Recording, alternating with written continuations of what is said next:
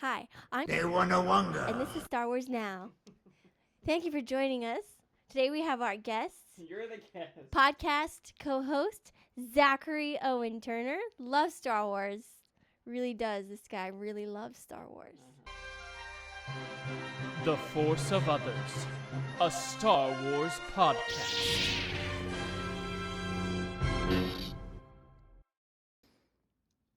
Hello there, and welcome to The Force of Others. I'm Zachary Owen Turner, and today we have a nice big episode for you. We're going to talk about Superman, rather being a Jedi than Superman.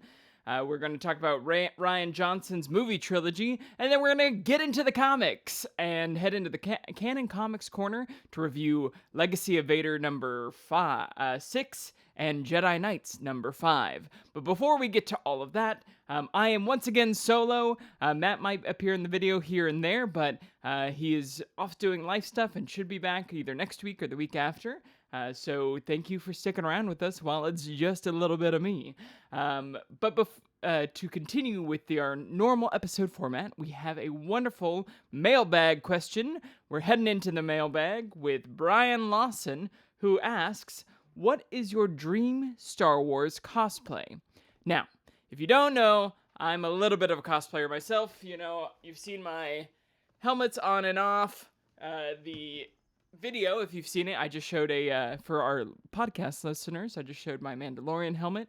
I have lightsabers. I love to do a little bit of cosplay. I got a Han Solo. You know, I'd love to build a bunch of stuff. And so this was actually a very tough question for me. So I'm going to pull a Brian Lawson, and I'm going to pull a rule of two. And by two, I mean many. Rule of few, I guess. So some ones that are in my dream box are a clone Jedi, clone armor Jedi, like Obi-Wan in the Clone Wars, with the nice armor, maybe a helmet that's really cool. I would love to do like a clone helmet that pulls up like a visor, almost like the Scout Trooper. I think that'd be really cool to figure out how to build.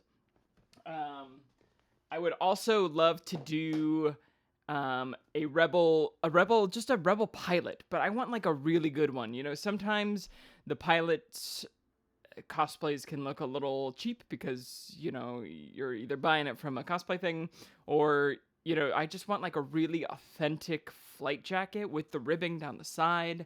I just want that for my life because I want like the blue leader's jacket mainly, like with the blue one with the like pleated ribboning down the side of the sleeves. But I would also love, I think, just like the blue leader style of cosplay.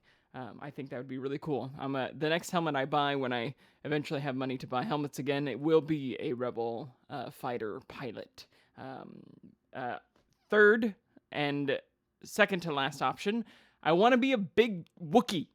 I want a giant Wookiee costume. It would be hot as all get out, but I think it'd be really cool to walk around in a big Wookiee. You could have a lightsaber and be a Jedi Wookiee. You could have, you know, armor and be one of the Wookiee generals. Like, I just want a big fursuit as a Wookiee, because it looks so comfy. Although I bet it's sweaty. And then the last one, and the one that I will actually probably do, the one that I've been like obsessed with in my mind lately, is a Kanan Jarrus cosplay. I want to do, you know, ponytail, long-haired, Kanan Jarrus, big beard, with the mask that he's blind that you can kind of see through. I might 3D print that this year. We'll see. But the main thing is the sewing. Like, I need help with the sewing of the costume. But we just got a sewing machine, so we'll see if that happens. I would love to do that cosplay one day. Either the big, I don't think the big armor one would be the one I want to do. I want to do the one where he's, you know, fully Jedi Knight Kanan Jarrus with the blind mask and the J guys. I think that one's just so cool. So we'll see. Keep tuned, dear listener and Mr. Lawson, to hear if that actually happens or see if it happens. If it does, I will definitely post. Hey everybody, coming from a distance to give you my cosplay answer. Summer camp is going well. If anybody knows or cares what I'm doing, we'll open a couple days here from recording, and then I will be back next week to ruin Zach's solo show. But in the meantime, what is my dream cosplay? I'm not really sure. I'm not a big cosplay guy. I think it's cool, but it looks expensive and time-consuming. But if I was to say that I had a dream, it would probably be I had a dream. If I had a dream, it would be some type of original thing. Kind of inspired by Ahmed Best's Jedi robes, where he had, on The Mandalorian, he had some Afro-futurist symbols etched into the lining of his robes. With some Irish heritage in my family, if I could get the Celtic knot put into kind of the lining of some blue Jedi robes, maybe like white Celtic knot put in, I think that would be really rad. And I would, of course, use my custom lightsaber from Galaxy's Edge, and it would be my original character, me as a Jedi. Outside of that, I don't know. Having Luke's Return of the Jedi outfit would be cool. And that's about what I got. I'll be back soon. I miss everybody. I hope you miss me. And if not, too bad. I'm coming back next week. Bye. That's about it. But thank you so much, Brian, for the excellent questions. But if you, dear watcher and listener, would like to get involved and ask us questions, please email us, forceofothersradio@gmail.com, and we will either answer it in the comments on our social media or here in the show. Just get involved with us. We'd love to talk to you, because that's what this podcast is all about. We're the force of others, not about the force of Zach and Matt. So please reach out, and we will love to have you on the podcast. Getting into my week, I had a big, long week. Interesting time work-wise, but, it's all good. Lots of new things happening. But how Star Wars found me this week was in a place I didn't expect it to. I started and finished the IronHeart TV show, which I've been a little Marvel fatigue lately, so this show actually gave me a little bit of Marvel hope. It's a very well-written show. It has a lot of heart in it. It is very compelling, and I actually binged most of it in like 2 days. So, I will be honest, the Mephisto reference is what got me to watch it, but I was happy that I didn't need the Mephisto to keep me there, I think it's a really, really well-written show. The actors do a really great job, but it has a ton of Star Wars references in it, and a ton of Star Trek, too, which I didn't expect on a Disney show. But two of the characters have this, Star Wars, Star Trek kind of flirty banter back and forth. And the other big way is that the cast includes Alden Ehrenreich, which, if you don't know who that is, that's Mr. Young Han Solo from the Solo: A Star Wars Story. And seeing this guy in this show, it makes me want Solo too. Can we please get it? There was a little bit of Solo news where F1 finally passed Solo's box office, and you're like, okay, cool, but I don't know. I know it flopped, but I love that movie. I think it is one of the most watchable movies of the Disney era. You don't need to watch anything else to watch it. It's perfectly fun and exciting, and the whole Darth Maul just didn't get its day. And so give me Solo too, please. That's what I want. And give Alden Ehrenreich more roles. He's great. He's great in this show as well. He plays kind of a nerdy biotech guy. I won't give away anything else. But yeah, he's a great actor, and I would love to see him return for Solo too. So that's how Star Wars found me this week. And now we're going to go into the news section of the podcast. And big news, Superman would rather be in Star Wars.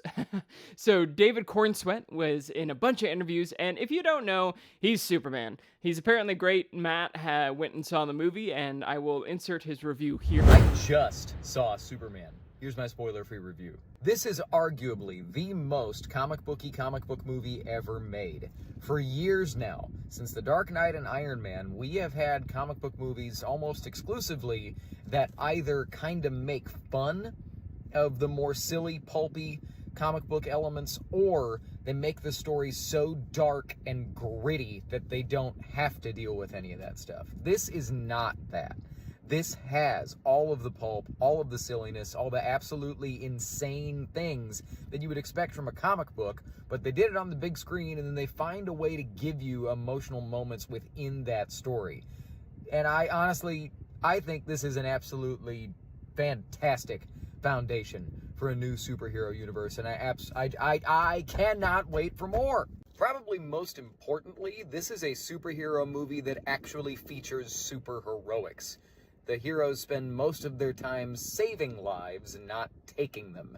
And may we never lose sight of that again, especially with Superman. Ultimately, this is a movie about why it is important to be a good person first and foremost, even when the world doesn't want you to do that. Also, when I saw that Matt Walsh and Ben Shapiro hated this thing, I was like, oh, good, that means I'll probably love it. Obviously, Matt loved it, so I'm excited to see it. I should see it either next week or the week after. Just have a busy couple of weeks and can't make it to the movie theater.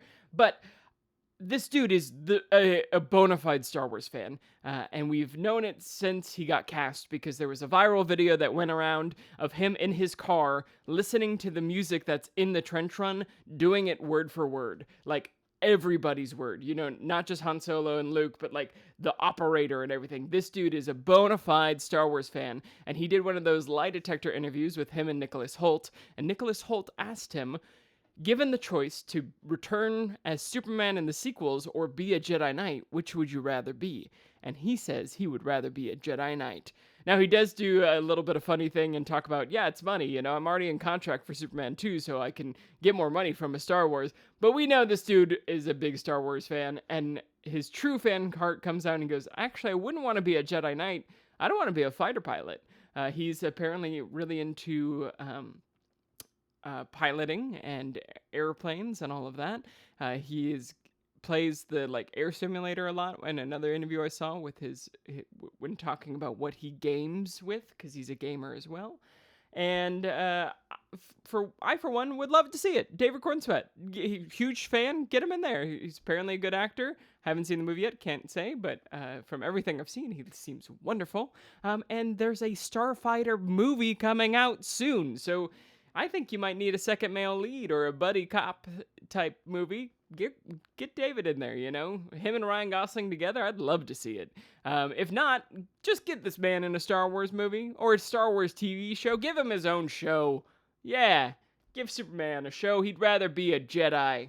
Take that, WB. Just kidding. I love WB. I love what James Gunn does, and I'm very excited to see that movie. But just also talking about this man's fandom, he was asked which way you should watch Star Wars, and he has said the machete order, which, if you don't know, is where you watch 4, 5, then go back and watch 1, 2, 3, and then finish with 6.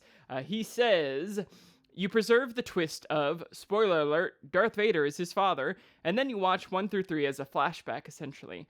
And then 6. It's not as strong as 4 and 5 as a film, but it's a great culmination of the whole thing. It brings it all together. The stakes are bigger if you've seen 1 through 3, and it feels more like a saga. And I have done the machete order before, and I kind of agree. I like this order. It's popular for a reason. The 6 does feel like a culmination for sure, like he said. It feels like a full thing. But I just love seeing a fan of Star Wars get his due, he's everywhere in the news right now because of Superman, and I'm excited for Star Wars fans to get work.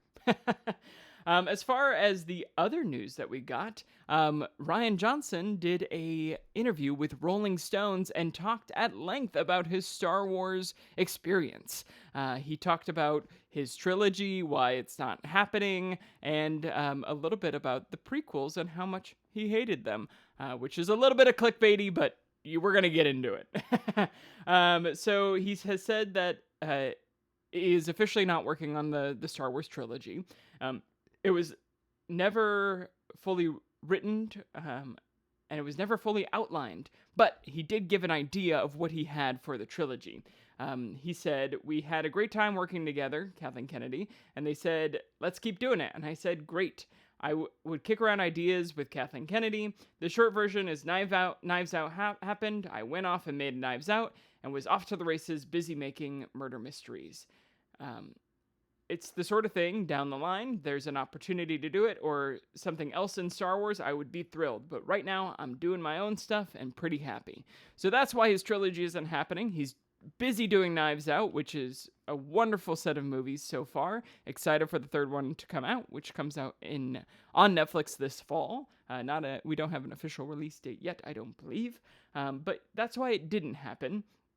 As far as what it would be about, he said, It was always in my head when Han tells Luke that without the right calculations, they could fly into a star, and that'd end your trip real quick, wouldn't it? I thought, well, if that's physically possible, what would that look like? It seems like something that was low-hanging fruit to me in a way, but I knew that if we were going to use it, we have to use it in a very big way. This can't be a casual thing that happens this week. We should build the whole Return of the Jedi-esque three plot lines converging thing around this moment. Now that is an interesting thing, and I'm going to say something controversial. I would love to see Rian Johnson's version of that movie. He is really good at doing timeline stuff, which I don't know if this would be actual, like, time travel, but Looper is an excellent movie, and I don't care who you are. It's a good movie, and I like Last Jedi. Does it have problems?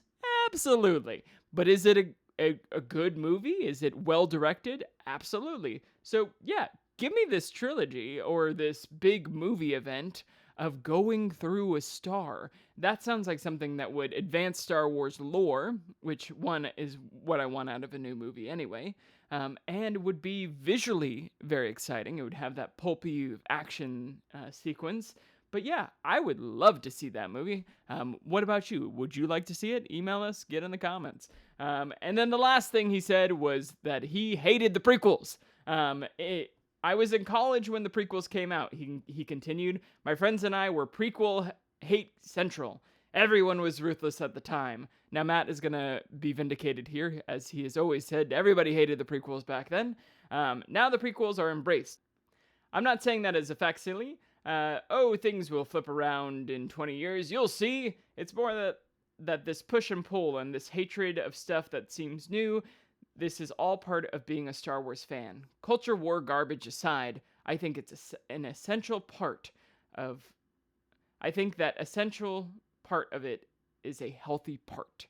And I would agree with Mr. Johnson here. Time heals all wounds, and he is correct. The prequels did get a lot of hate back in the day, but now they're loved, and I think the same thing will happen to the sequel trilogy. I think we're already kind of there in a way, which is very interesting. It's an interesting time to be a Star Wars fan and see this movement. But yeah, everything has its problems. Even A New Hope has its problems. It's 2 movies. If you show that movie to a young person out there, one, they're going to be excited because it's beautiful and exciting, but it is a little long. All of the Star Wars films have their problems, and they're eventually all loved. Because you know why? Because it's Star Wars, and we love it. So I agree with Mr. Rian Johnson, and again, I'm going to say the controversial thing. I would love to have Mr. Johnson back. Bring him back for a movie. Just, stay far away from Canto Bight. Anyways, that ends our news. It was a pretty light news week. So we're going to head over into the Canon Comics Corner. All right, so we are in the Canon Comics Corner. I read 2 of the new Canon comics, which are Legacy of Vader number 6 and Jedi Knights number 5. One I really liked, the other I thought was okay. But we're going to get into all of it. As usual, big spoilers. I'm going to fully review these and tell you what they were about as well. So, Legacy of Vader number 6 is what we'll start with. This is the ongoing Kylo Ren in between Last Jedi and Rise of Skywalker comic. We starts with what was teased last time, which is the battle plans on Corellia. The First Order is taking over Corellia, and everything is going swimmingly. We actually see General Hux as a good leader, which is nice. It's nice to see that he's not just a joke, which, in Force Awakens, he was very formidable, and then by the end of it, he kind of became a joke. So it's kind of cool to see this, actual leader and battle plan technician, and everything is going off really great. There's very little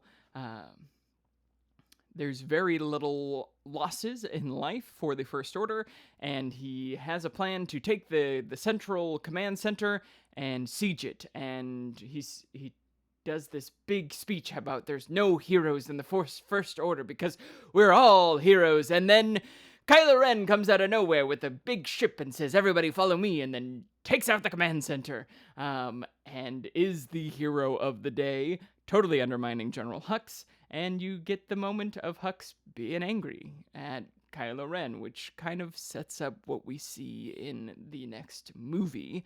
And to his not his benefit, but good on him, he actually sticks up for himself, and he talks to Kylo Ren. He says, "Hey, you completely undermined me." And Kylo Ren is like, "I think you should rethink this and exit immediately," and totally shuts him down.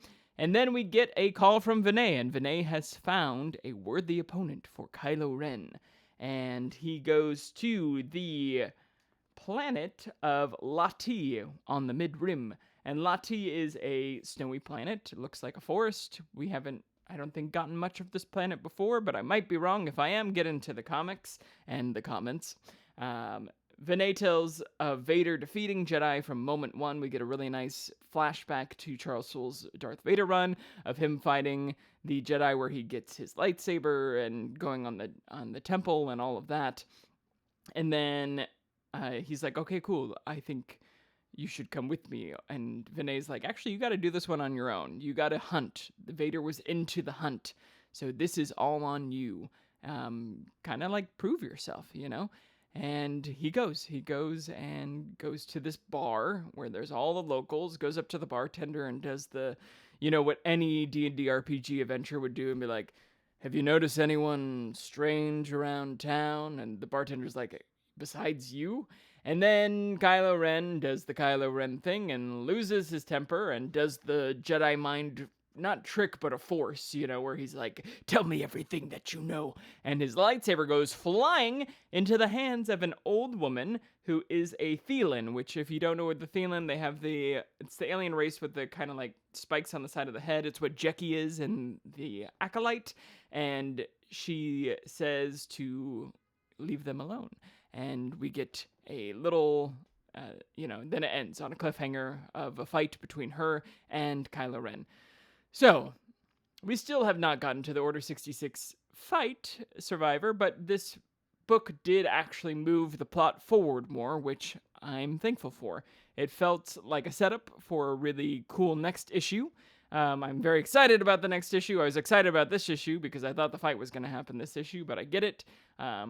Ultimately, I think this whole series will do much better as a trade, as a graphic novel, because you won't have to wait a month or 2 weeks or a month for the next issue. But I thought that this one did a better job at moving the story forward and actually giving us nuggets of what could be. I have questions. Will this Thelan also be three-hole punched like Jeki? Ultimately, I think this issue is a setup issue, but what I'm kind of realizing is that this whole series is kind of a setup for why Hux betrays Kylo Ren in the First Order, because Kylo undermines him at every single point that he can. He completely dismisses him, and you get to see that anger start to well up and fester inside of General Hux. So, it is a well-drawn and beautiful comic. I think it is better than the last one, but I am still wanting more. And ultimately, it was the one that I was like, okay, that was fun, and ultimately, that's what comics should be. They should be fun, and this one is fun, and sets up beautifully for the next issue, and we will get there next 2 weeks from now, I believe, and I will tell you all about it. But as far as the one that I really liked, Jedi Knight's number 5 is out, and I think this is the best one of the series so far. The last issue was the Bounty Hunter issue, which I really liked, and it was fun and pulpy and, again, kind of fillery, but, that this whole series has been kind of fillery to this point. But this one gives us actual advancement of lore that I'm really excited about. So, it starts about with a comic version of what we saw in Tales from the Jedi of Count Dooku, spoilers, killing Yaddle.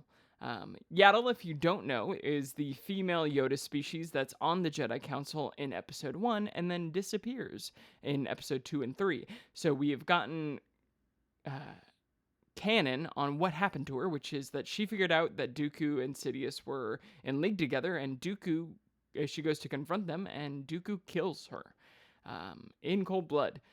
He brings her peace. But then we get a flashback to the actual timeline that we've been in, which is pre-Battle of the Naboo. And Yaddle and Sierra Longa being a new Jedi for this comic specifically, are sent to negotiate between Newt Gunray of the Trade Federation, Newt Gunray also in Phantom Menace, and Quillen Zaro of the Galantier Corp. Now, I don't recognize Galantier Corp, but I'm not as versed as Matt or some other comics fans. So if you know where it is, please let me know in the comments or email us. But they are in a trade dispute, and Sierra Longa is very excited to be negotiating. And Yaddle's like, I think I chose the only Jedi in this whole order who likes negotiation. But basically, it comes down to the Trade Federation has taken one of the Galantier Corp's ships in escrow because Galantier Corp did not pay for goods that they bought from the Trade Federation. It's all, it's totally episode 1 jargony. But negotiations break down as they do, and Yaddle decides to break into the ships to see why they took it into escrow. And Sierra Longa is like, isn't this illegal? And she's like, it's not necessarily illegal, but it's not illegal. And they get onto the ship and they find the shipment, and it is full of spice. So the Galantier Corp is, a little shady. Shocker. But what is really shocking is as they're looking through it, Count Dooku shows up. He's on the ship. And Yaddle's like, Dooku, what are you doing here? And he's like, I have a favor owed to the Trade Federation, and I'm here to watch this as a favor. And they tell Sierra Longa, like, he's a fallen Jedi, and she's like, I've never met a fallen Jedi.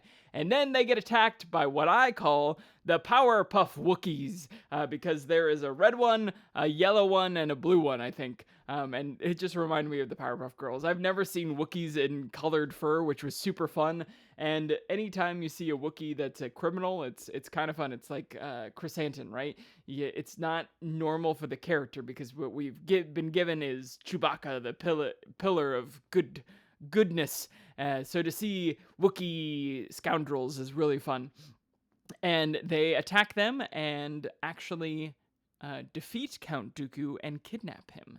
And they take him to a Wookiee crime boss, which is really cool. He's got really fun armor, and his name is Lunkus. And they start beating him up, and we get some great Dooku lines, which, you've made a grave error, my friend.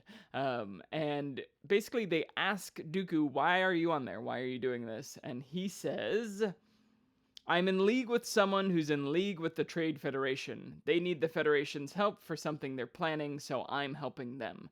Which is a very nice nod to the Trade Federation block on Naboo, which means that Sidious has been planning much longer than what we have been thinking, because he's a great mastermind.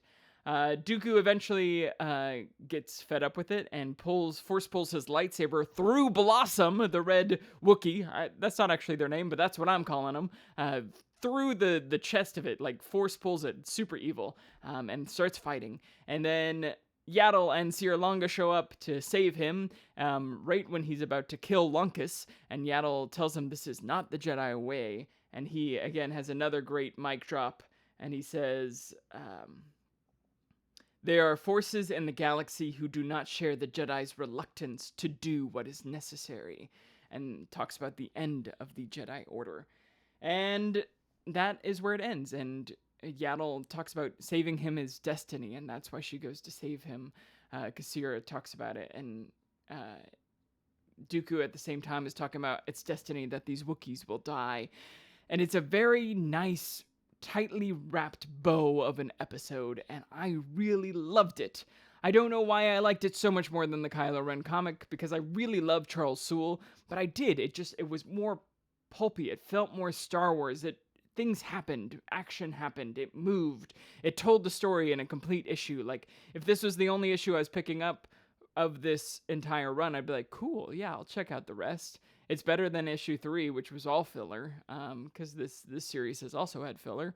Pulp filler, but filler. This one felt like it was finally plot central and things were actually happening. And I don't know, the fifth episode of anything seems to be very interesting to me. But yeah, I really liked it. And if there's one comic that you pick up this year, I think this would be the issue to pick up because it's fun, it's beautiful. Dooku, anytime you see Dooku young is really fun with the black hair. He's the same character model from Tales of the Jedi. But yeah, if you're going to get into the comics, this is the one I recommend. And that ends our Canon Comics Corner.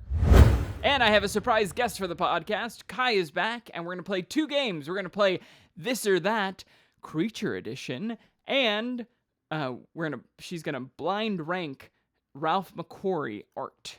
So we're going to head on over to that.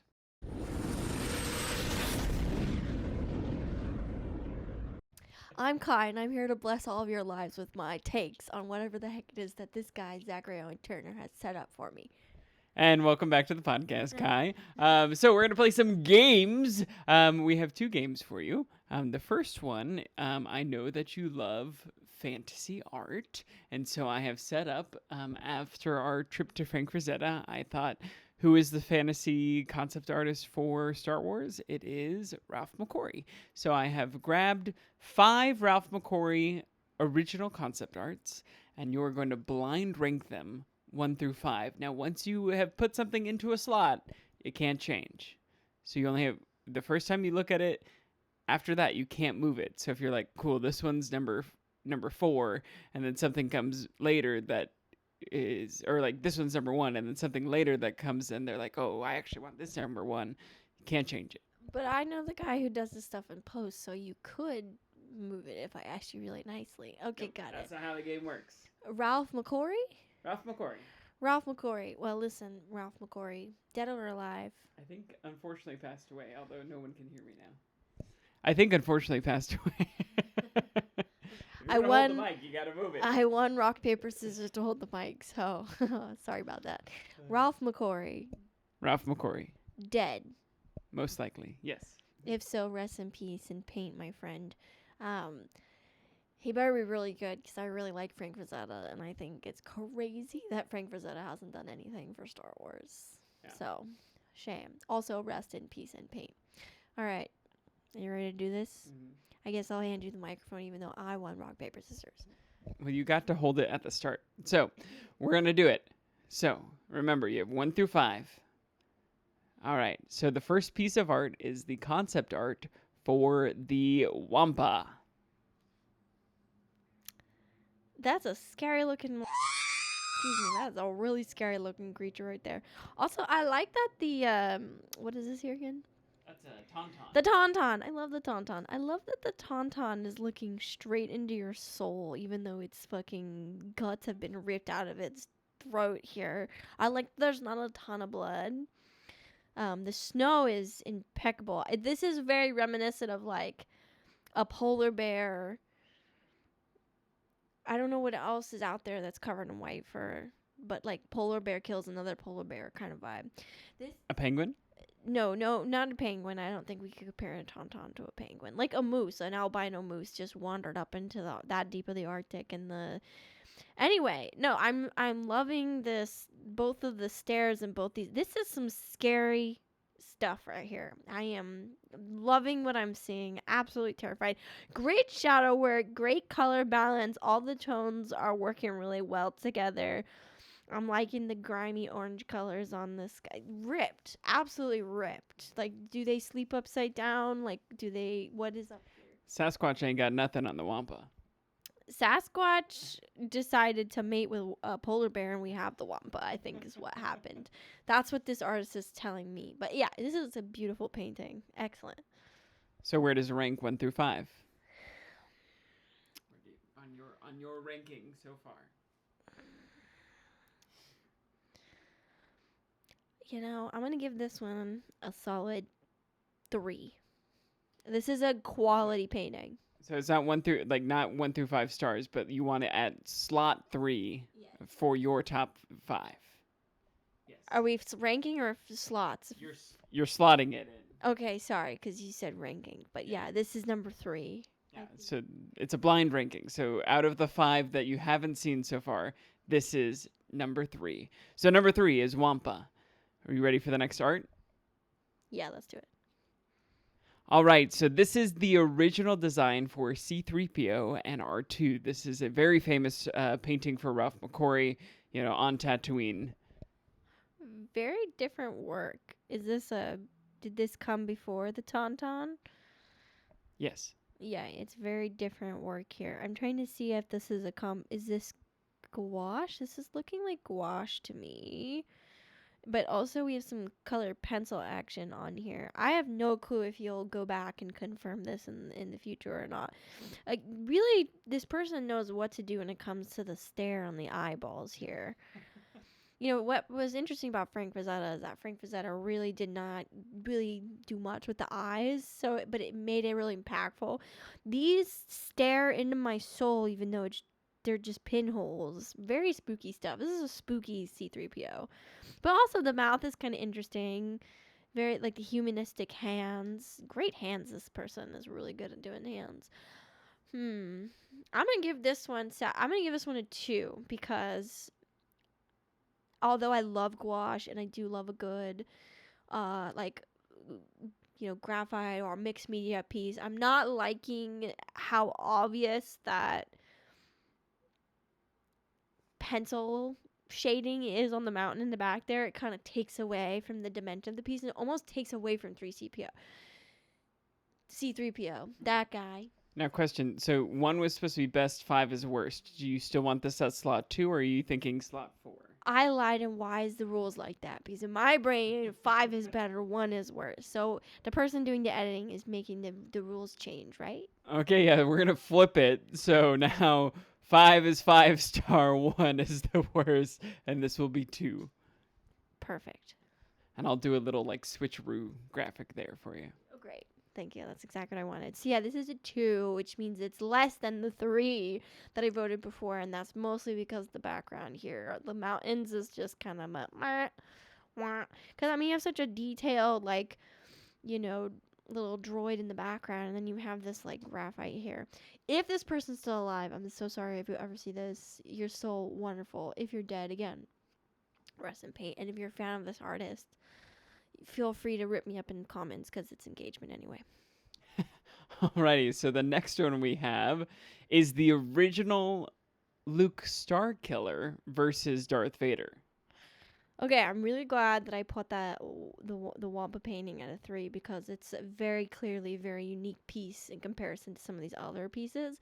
Let's break this down because, again, I'm loving the gouache application here and the color pencil. I feel like there's an artist that I follow, and she uses color pencil over gouache, and she kind of writes off as if this is something she sort of does. But apparently this is a technique because this person's really thrown it in there in the right amount of way. I love the rendition of the sabers here. They're really cool. They're thin. They're definitely playing with the physics. That glow is excellent. As an artist, that's excellent, especially again if you're working with the gouache here. It also gives me it's giving Cartoon Network vibes. Like just the way that this is set up and like the backgrounds, and really really cool. I also really like this take on this character here. You said this was Luke? Yeah, originally Luke Starkiller. Yeah, that's a really cool costume, and just overall everything about that is sick. I love the gun. I love the play with the angles here. I kind of love that that Vader has some rickety wrecked calves. Like, they're so divine. Like, is he wearing leggings, or are those actually like metal plates? Like, who knows? Just absolutely ripped under there. Lucas also, I don't know if you can see, is wearing basically a diving oxygen mask. Yeah, I noticed that. That's actually called a rebreather, which are they require special training for a reason because they can kill people very easily. But they're a really cool piece of technology that allow divers to go a little bit deeper. And apparently it gave Luke the ability to go a little bit deeper here too, because faced off, Vader's in this position of like, he's got the stern look, but he's definitely protecting his head here. And Luke is like play with me, bro. I'm gonna take you down. And it's because this rebreather is filling him up with nitrogen for sure. Bro is high as hell. As far as what I think about this piece, I wouldn't give this a 1 because it's too good to be a 1. Because remember, we reversed the rankings here. I hope up all your viewers because I'm dyslexic. So welcome to my world. I'm thinking that this is going to be a 4. I like it a little bit more than the Tauntaun painting because the Tauntaun was really beautiful, like tactile, lots of scale. The eyes are stunning. This is a completely different piece, but it has a lot of like the characteristics of art that I like. It's got that texture, very crunchy. Vader's outfit is really cool. Just everywhere my eye goes, I feel really immersed in this painting. All right, so we have this piece at 4 stars, which is kind of 2 as well. 3 is going to be the Tauntaun and the Wampa, and 2-star would be the C-3PO concept art. The next one I have for you is a concept art for Return of the Jedi. These are 2 monsters on the Dagobah planet. Damn, this one's really good. This one's really, really, really good. And it's too good to put as a 1, which again is the worst in my ranking scale here. Okay, let's break this painting down here. Okay, again, I'm a fan of Samurai Jack. And I love the gouache application there, which it's actually mostly digital, but it's definitely like taken some of those characteristics. So we have some gouache going on. This sea creature here in the blue reminds me of the dinosaur scenes. Oh, and the one to the right of it, the little one like running away, like, I'm caught up in some shit that ain't mine. Bad day today. Gonna get out of here. That's also giving me the same vibes as the dinosaurs. So there's a specific scene in Fantasia where the Tyrannosaurus Rex kills the Stegosaurus, and the one running away is the same face as that Stegosaurus, and the blue one is like the T-Rex, right? He's like, ah, and it goes bum bum bum, and all the dinosaurs are like, God dang, we are screwed. So it's giving some of that. So my brain likes that, just stylistically. This worm creature is so beautiful and detailed. The eyes, stunning, incredible. Love the yellow. This person really, eyes, their forte.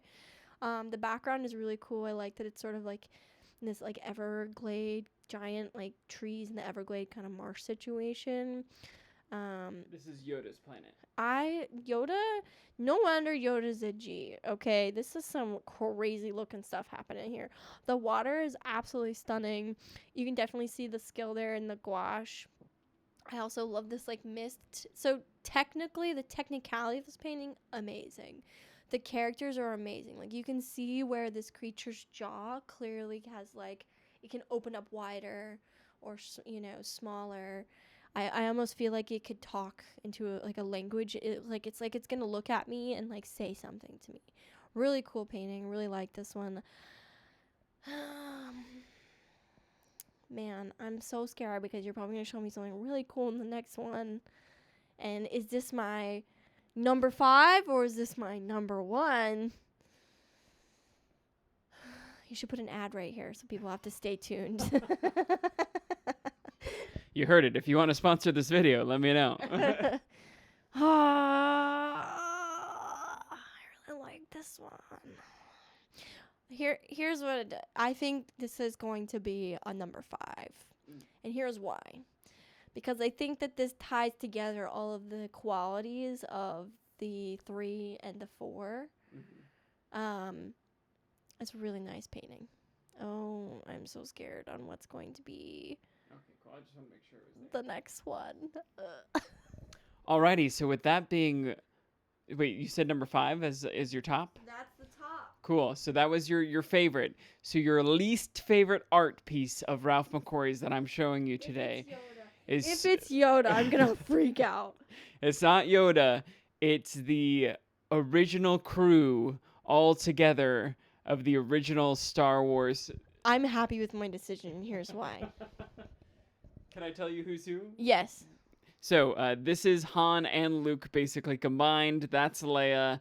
The creepy one in the background is Chewbacca, which was later used in Rebels for Zeb Orrelios. And then you have your C-3PO and your R2. First of all, None of these pieces deserve to be number one. And remember, folks, that's the lowest on my scale. 1 star. Okay, 1 star. This artist is phenomenal. I'm gonna break this piece down and explain that even though it's a really good painting, why it's not my favorite. I'm actually relieved. First of all, I think it's interesting they incorporated this like arch element. That's very modern of you. Oh my god. Like I feel like Canva girlies would freak out if they saw that. I'm not loving the proportions on some of these characters. I think the Luke Han combo has some wanky looking legs, and the cape could use a little bit of love. Just really not like balanced in a way that I find compelling. I think the facial expressions on the humans are not like as expressive. This person definitely specialized in monsters and creatures. You can tell that right there. 3PO is definitely giving some drama with this pose a little bit. 3PO is consistent with that original design that we saw in the other one there. And listen, they took the swamp monster and Dracula and like the Chupacabra depictions, like, and put that into Chewbacca, and I'm just not loving that. But what I do like is the perspective. I like the shadows. I like the space elements there with that sun haze. Really, really cool piece. Again, I think that this is gouache again. Really cool usage of gouache. Did you pick this? Because gouache is my favorite. Gouache is literally my favorite, like medium. And this is a really cool application of the gouache. There's probably some other elements here. Like I cannot for the life of me figure out how they managed to create that like haze and some of these really clean lines. It's a really cool piece, but definitely not my favorite. I dislike this piece the most out of all of them. I want to drive that home for all of you at home. Yeah, that was fun. Yeah. Alrighty, so you disliked it, but it's still great because Ralph McQuarrie is amazing. Rest in paint, as you've been saying. I like that. And speaking of creatures, you talked about specialties in creatures. That will lead us into our second game, which is This or That Creature Edition. So I'm going to show you a series of Star Wars creatures. You will have the choice between 2 at a time. So, but then whatever you don't want, it goes away forever. So if it was like, say we were doing Jedi like they did before, it's like this or that. And so if it's like Yoda or Luke, and you choose Luke, and then he moves on to the next round. Zach really said, "You're neurospicy. Let's make this really hard for you." This is gonna be really hard for me. I'm really glad we're doing monsters because I wanted to go back and look at the one before this one, and just really appreciate. Man, that Vader one and this monster are really good. I think I'm quite pleased with my rankings. I'm quite pleased. All right, let's do this. All right. Let me see these goodies. Okay, so hold on. Let me make sure let me move the computer and make sure I have it all set up correctly. I did not. I'm glad I did that. All right, let me make this a little bit bigger so we can see. You're probably gonna cut this part. No, I don't know. No, absolutely not. You're voguing. You should just zoom in on my face. Okay, so this or that. Your options are Porg or Rancor. All right, let's get into this. Obviously, the Porg is much cuter. So cute. So disgusting. However, classic. We also have a play between CGI and practical effects here. So this was probably adorable. Let me break this down because I have to pick between the two, and I think that you'll be surprised at what I pick.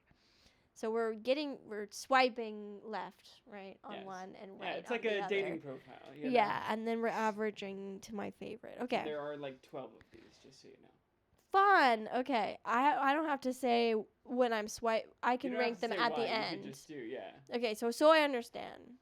One of these gets put out of the competition, and then just like in like a boxing fight, or like, no, not a boxing fight, Like in a Karate big Kid. clack, clack, clack, Yeah. Okay. Sorry, they didn't hear what you said. So like a big cluck, cluck, cluck, cluck, cluck, cluck, cluck of like a tournament style, Tournament style. The sound effect is really important. That helped me understand. I'm going to say that the Porg is out of here, and here's why. I love that this one's practical effects. Earring it. Okay, you can see his earring. You can see the drool this guy's covered in. He looks like a pug a little bit, and I love me a little, you know what I'm saying? The arm that he's eating on, I don't even know what creature he's nibbling on. We need to find out. I know. Who's he eating? He's eating one of the pig guys. This is in Return of the Jedi. He is, that's right. Yeah, see, this is one of those, if you saw my first interview, I talked about the Tauntaun and all of that stuff, and I was like, practical effects, oh my god, it was so amazing. This is one of those that's like always I can like feel the weight of this, because is he underground? This is the monster underground when they throw him down in the trenches. Yeah. Oh, that scene is so good. I love that scene. Yeah, this guy stays. Sorry, the poor. Here's the thing. If I wanted to mix. Okay, let me look at this thing again. Just pull this up. All right, this is a penguin. It is a penguin. That's mixed with a seal.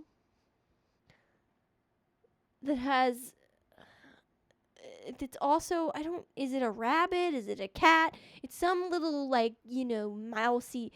I don't know. He's cute, but no, he's out of here. Sorry. If you're a porg lover, this episode's not for you. Right. So we have a lot of these to go through. So you don't. So just so you know. I've decided. Also, if you're a porg lover, you're still welcome here, of course. All right. So Rancor or Tauntaun. God dang it! How am I supposed to choose between the two? That's messed up. Let me look at them again. Rancor. Tauntaun. Man. Both practical effects. Both from my favorite set of movies. From all of our favorite set of movies. If you don't love these movies, are you a Star Wars fan? They don't have to be your favorite, but you love them because they're what brought this universe to us, besides if you are a book reader, of course. But there's no fun pictures like this from the book. So, is there? Yeah, there's a picture book. The books had illustrations in them, the original set of books. No, not the original. Okay, cool. That's what I meant.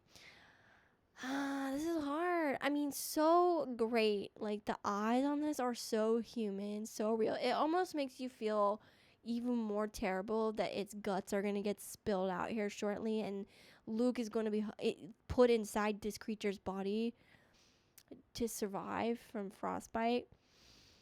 And take me back to the other one. I mean, he's got an earring. He's so cool. And again, he was probably like this big, and he's supposed to be like huge. I didn't think I would get rid of him so soon. The Tauntaun's so good. This is a hard one. This is so early on. Yeah.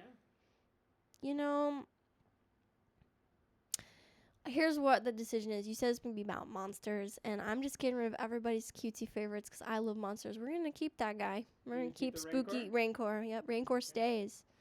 Okay, Rancor or Bantha. Okay, here's the thing with the Bantha. They're really cool. Really like them. Again, quite practical. They reused them a few times in some of the movies, which is really interesting. Isn't the first time we see one of these when the little, deserty people are riding on top of them? The sand people come for Luke, and that's when you first see them. And underneath that mask is actually a elephant.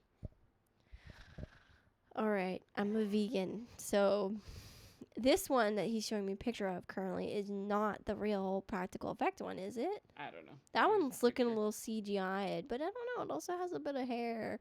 It looks like a CGI version. I'm going to pass on this one. We're going to keep the Rancor, and here's why. One, no more using live animals for the okay, let them frolic in nature. Two, the mouth. What is happening with this mouth? But I do appreciate that most of the creatures in Star Wars have horns and have the, you know what I'm saying, as a pug lover. I love that. But sorry, just not good enough. We're going to stick with the basics. Okay, so Rancor or Gorbacks from the Ewok adventure. So I have the privilege of being here to witness in real time as Zach learned of this creature's existence. I think this movie was excellent. I actually really liked this movie. And I think that this is a great comparison. They both have an earring, okay, on the same side. That nose. I'm not gonna vote yes on this one though. And Stay with the Rancor? I'm gonna stay with the Rancor. I have to tell the people why, okay? It's not because this is an excellent creature. This is a really cool, you know, he's just really there to be the villain and get taken out in the end by these creatures that are tinier than him. He reminds me of the devil from Tenacious D a little bit. I don't know. I just think like the Rancor has a lot more involved in its design. So I prefer it. All right, sticking with Rancor. Okay, next, Rancor or the monkey lizard, otherwise known as Salacious Crumb. Salacious Crumb. Sorry, Rancor. You've rode strong and true through this competition, but you're out. I, as a child, loved this stupid little thing. Really? I thought it was the silliest. I was a Dark Crystal fan. And this is so Dark Crystal. Yeah. And he's so slimy and he's so characteristic. His character is very like, I'm the little gremlin creature that's the sidekick, but not really the sidekick. It's of the bad guy, and he's just so funny. And I think, does he even have a line? I think he says like one thing, and he just kind of sits on the thing, and he like laughs, right? Yeah. And then the puppet guy like shakes him when he laughs. He goes, Yeah, he stays. That's for sure. all right, Coaxian monkey lizard or Lothcat. You can be gentle with this mic. You can't get it from my hands. I need time to process between each one here. All right. I have never seen the content that the Lothcat comes from. I know how much you love the Lothcat. It's like a cat and a pug had a baby. It's absolutely true. And there's a whole, like, this creature's adorable. I have a feeling I know some other creatures that are mixed in here. I don't know anything about these creatures. I don't know anything about their story, why they're in the show. They are CGI'd, and I am... Practical. They're practical? Yeah. This looks CGI to me. Wow. Look at that. Okay. Wow. That's awesome. That makes me so happy and pleased. I think I was thinking of the cute little YouTube video that you sometimes play where it's the Lothcat like taking a nap. Mm-hmm. Yeah, that one's CGI'd. Okay. Oh, so cute. What do they sound like? They purr like cats.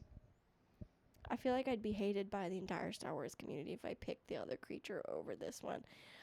But I gotta stick with my theme here, and this is about monsters, okay? Everybody It's loves... creatures. No, for me, it's about monsters. Everyone loves the cute little fluffy creature, and I am the monster lover, okay? And so the Lothcat has plenty of love in the Star Wars community. I'm gonna let my little gremlin guy make it for it another round. All right, she's staying with the Coaxian monkey lizard. So Coaxian monkey lizard, or I'm just gonna say Salacious Crumb, or the Wampa. The Wampa all the way. I'm so excited that you put the Wampa in here. Again, this was a throwback to like my favorite, like when I talked about like this is like what Star Wars, when I rewind Star Wars to me, this is the first scenes of Star Wars I ever saw in my life. It was these characters. The Wampa's soulless eyes, the big, obviously it's a costume on a person, but just, and the blood and just and it's so gross and scary and cool and just a good monster. And it's furry, so we get a little bit of cuteness in there. Mm-hmm. He's thick. All right, Wampa or a Dewback. These poor dewbacks. I feel for these little creatures, man. That's tricky. I stewarded the care of many a reptile in my life, and I love them. I think they're so cool. And I as a kid remember seeing, the the stormtroopers ride around these creatures and got really angry about it because you can just tell they're just not happy to be there and do that job, and they just absolutely get taken advantage of and used. But I am gonna still go with the Wampa because this one's CGI'd, and I prefer the practicalness of the Wampa and how it's introduced to me. And also I just prefer like the ice monster a little bit more than the desert monster. All right, the CGI is not doing it. All right, so Wampa or a puffer pig. What the and where did that come from? And it definitely makes a It becomes that. What is that? That's the puffer pig. They blow up. They puff up. Is this even from the same Star? Where was this introduced? I am not familiar with this creature. I am so confused. I feel like I deserve a clip. I need to know the context.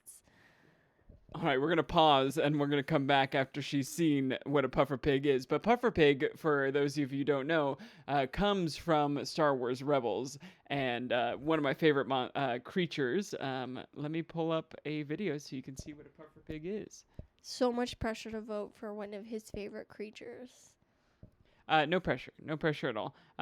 We might cut this, but just so you can see what a puffer pig is. There's a movie where they blow up an alligator and it's like a balloon. Is that what this is? Play this because the audio. You can't hear the audio because I'm gonna talk over it. Oh my god, it's so cute how it's sniffing the floor.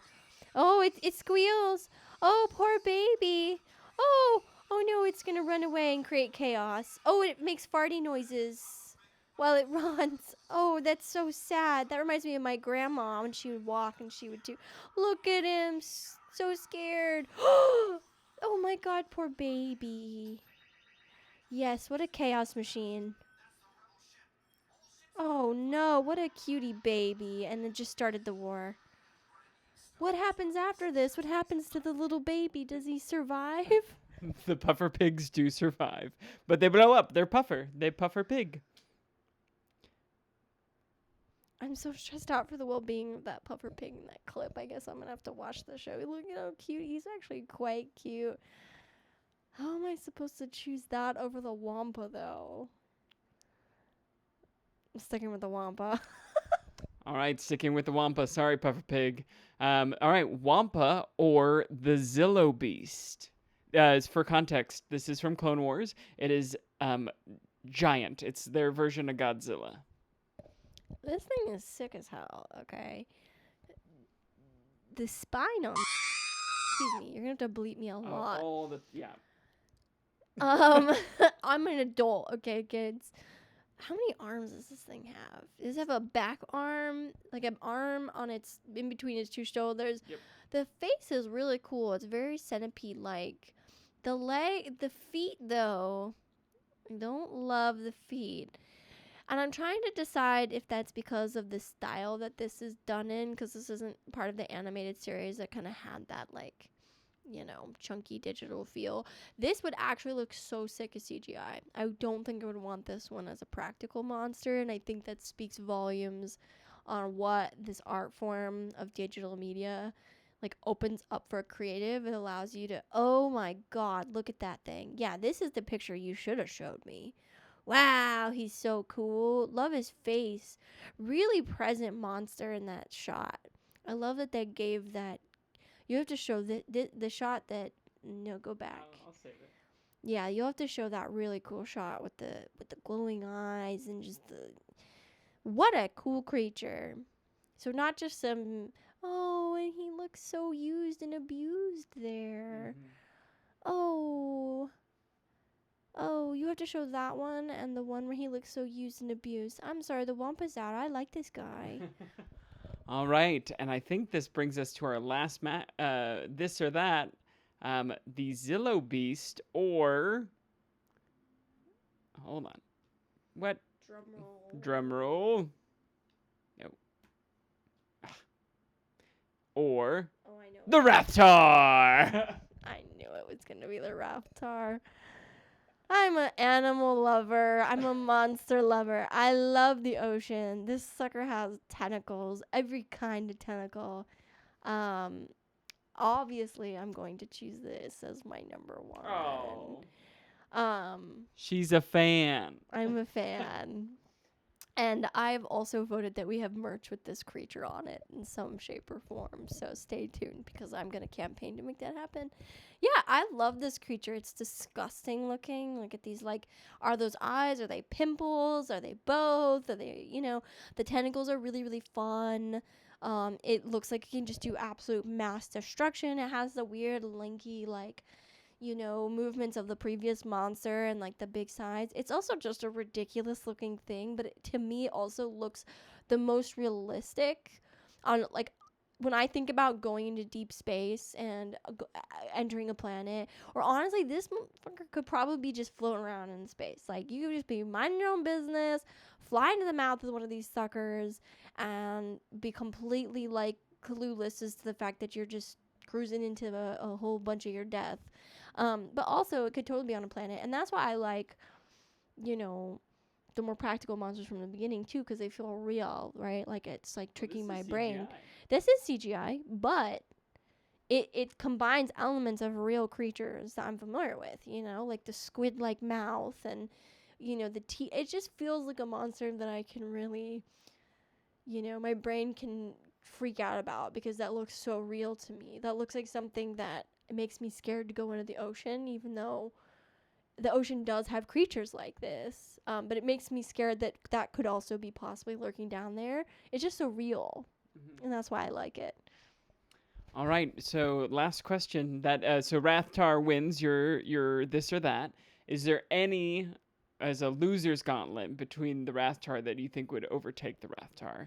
Because I know that you had Rancor on there for a while, you had Wampa on there for a while. So, three-way death match: Rancor, Wampa, and Rathtar. Unfortunately, the Wampa will be luck because the Wampa covered in fur would just die a heat stroke right then and there in the battlefield. Because I would assume they would not be in their elements. The Rancor and the Rathtar both starts with an R. I think this would be a gnarly battle, bro. Like, this would be excellent to watch. And I think that if there's a creator out there that likes to do this kind of stuff, they should absolutely 100% animate it in the same way that some major networks animated, like Man versus Megalodon or whatever that crap was. I would pay good money to see the Rancor go against the Rathtar. But the Rathtar would win. Mm-hmm. All right.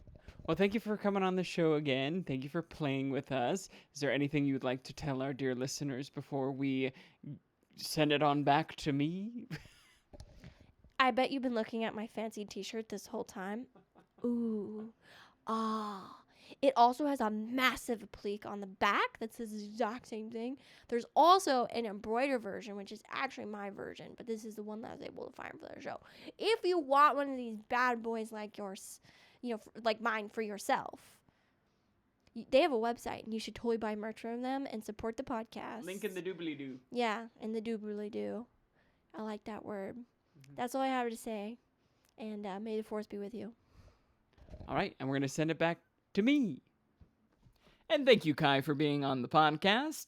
That ends our episode. Thank you for joining us. We have a lot more content coming out this summer. We're about to head off to Rebel ScumCon, which if you want to come with us, there's a giveaway right now. We have a short up, and all you got to do is like, comment, subscribe, and do all the normal stuff you do, and you can join us for a 3-day pass at Rebel ScumCon. We're super excited for everyone that's there. Sam Witwer, Katie Sackhoff, a bunch of, animators and producers and everybody. It's such a big convention. I'm very excited to go.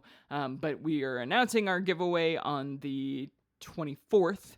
So be sure to tune in to that episode to claim your ticket if you are a dear listener or watcher. But thank you for joining us. If you'd like to get involved with what you've seen, you can always email us, forceofothersradio@gmail.com. Like, subscribe, hit that notification bell. It really helps us. And remember, the force of others will be with you always. The Force of Others, a Star Wars podcast.